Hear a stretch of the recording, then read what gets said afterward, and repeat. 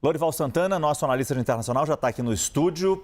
Para responder, Lorival, a longo prazo, qual o impacto dessa guerra comercial, já que duas grandes potências estão se enfrentando comercialmente, Estados Unidos e China? Boa noite. Boa noite. Bem, à medida em que as retaliações vão aparecendo, vai se tornando mais difícil para cada governo recuar, né? Então, existe uma questão política muito séria envolvida, na verdade, a grande motivação de tudo isso, tanto do ponto de vista de Trump quanto da China, é política, né? Se afirmarem como governos que defendem os interesses de suas populações para ganhar, né, força política interna.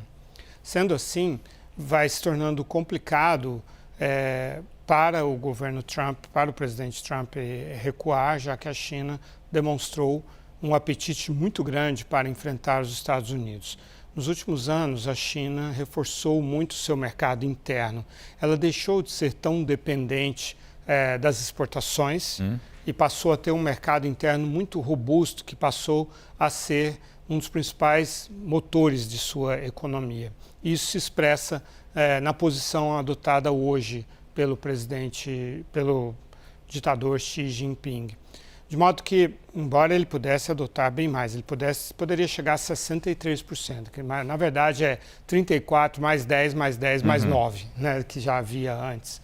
Então, mas 34 é bastante forte, né? Então agora você tem as duas maiores economias do mundo impondo entre si um corte, digamos assim, ou um encarecimento brutal, né, de uma grande fatia do seu comércio recíproco.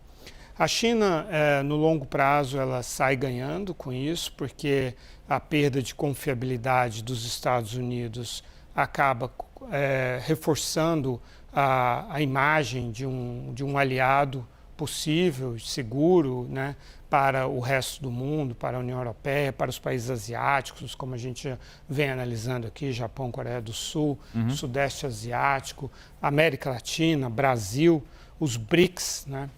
Mas para o mundo, de maneira geral, a gente vai ter uma redução na importância do comércio e como criador de riqueza e um aumento, então, da importância dos setores internos da economia, das economias recíprocas.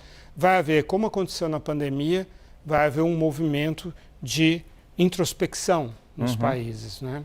E porque como eles terão de praticar tarifas altas e a cadeia de valores foi totalmente dilacerada, então mesmo com a intenção dos países de terem relações reforçadas fora do eixo americano, durante vários anos não é isso que a gente vai verificar, mas sim uma tentativa de ter mais robustez interna, menos dependência do comércio exterior. E quando a China faz uma retaliação recíproca, na mesma intensidade que recebeu, 34%, pelo menos nessa parte, exatamente nesse índice que Trump anunciou contra os chineses, fica difícil abrir uma negociação, né, Lorival? Até que ponto a mensagem vai ser: quer guerra, vai ser guerra. E não, vamos sentar para negociar.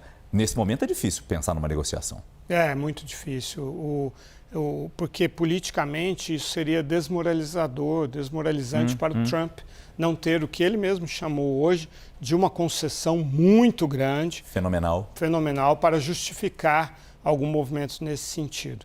Então, Vietnã e Camboja, que são economias pequenas e que receberam tarifas muito elevadas, simplesmente zeraram suas tarifas. Israel também, que recebeu uma tarifa de 17%.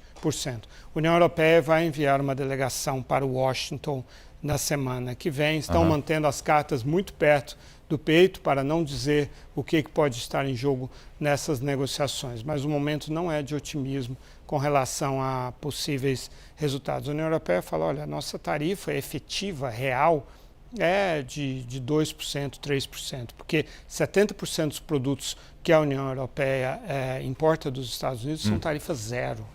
E desses 30% haveria uma média de 4% apenas. Estados Unidos tem uma média de 2,5%. Então, os europeus estariam dispostos a algumas concessões, mas nada da envergadura que justificasse politicamente para o presidente Trump um recuo neste momento. E a União Europeia foi sobretaxada em 20%. Exato. Lorival Santana volta ainda nessa edição do CNN Prime Time.